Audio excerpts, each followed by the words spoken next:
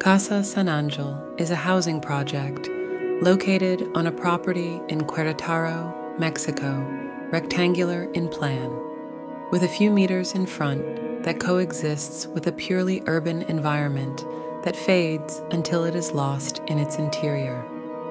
It contains a complex program in terms of respect for simplicity in plan, and shares the site with several large trees, a black sapodilla that stands out from a respected topography.